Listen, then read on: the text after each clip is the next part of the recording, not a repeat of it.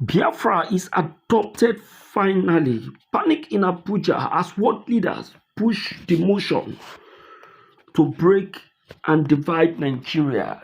This is coming for the second time. The one that came was 3 days ago, where Donald Trump himself was forced to come up to make that very announcement, making it very clear that as world leaders, as a part of the world leaders, the move or the motion to make Nigeria a divided nation is already on the move. In fact, today it has been made very, very clear as you will be hearing it from the horse's mouth. I beg, we're gonna take our time, we're gonna hear this very one when they come up from these our leaders. In fact, then this guy then to talk. We're gonna listen.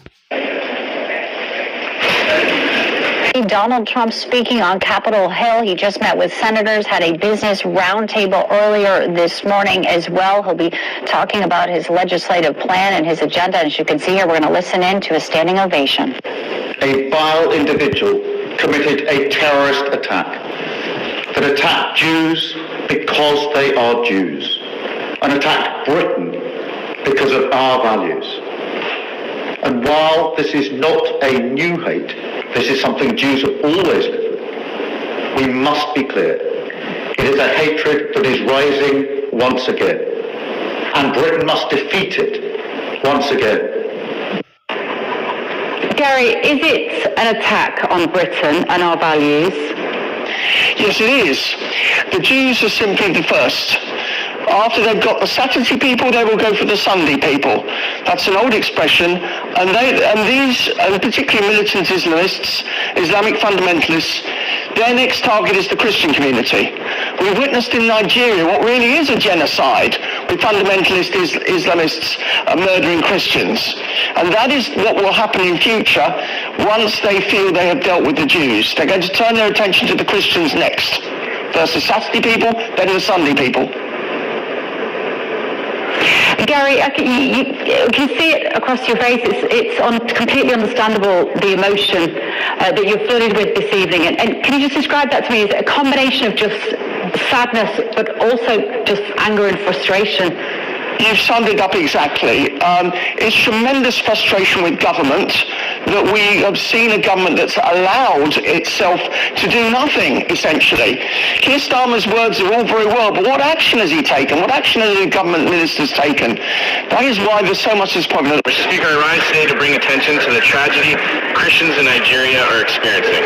The deadly terrorist organization Boko Haram is trying to eliminate the Christian faith from Nigeria.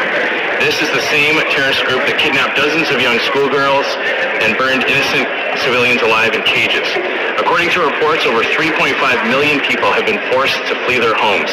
3 churches are destroyed every single day. 7,000 Christians were massacred this year alone, and the faithful must now meet in secret or in burnt-out sanctuaries. Sadly, the world is turning a blind eye to the plight of Christians in Nigeria. There are no embedded journalists covering the violence. There are not daily updates. Politicians around the world are not asked questions about how they will respond. We cannot ignore this violence and tragic loss of life. We must speak out and shine a light on what's happening so that people can donate to relief efforts and provide support to those displaced by violence. To my brothers and sisters in Christ, we know you know the power of prayer. We will not forget you. Stay strong. Keep the faith.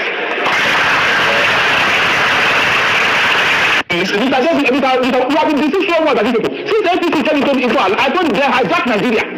This is not our culture. This is security. What is that confidence the APC has with these terrorists that they don't want to tell us? They gave you notes about terrorizing Nigeria. Up to today, they have already not mentioned their name. People don't mention them. So what is going on? But whenever they want to cast peace, they will look for somebody in the countries. IPOP. Okay. IPOP, indigenous people of Biafra. Is that a terrorist organization? All right, let's move this conversation to Ambassador Roy. How do you make such a speech without dwelling seriously on insecurity? Mr. Kuna Moses, do you remember that whenever any president is this warning, he swore... Nigeria don't enter gbege. Nigeria don't enter gbege. Gbege no be small thing. I tell you now, say this is just the beginning. You can now see the way the whole thing is being played. This is not just a single world leader. This is the coming together of the global bodies. The coming together of the global bodies, as well as the leaders, the world leaders, the global bodies, the world leaders, and also the UN, UNPO, and other developed presidents of developed nations. These people have come together to make it clear and voice it out that there is nothing that will stop the move to divide this very nation. In fact, then they para, then they verse, scatter. What else is still remain, my people? That now everybody is now making it a compulsory that Nigeria will be divided. What is remaining? I beg, make una help me share this video, make it go viral, make everybody get a hand on it and a clip. Thank you.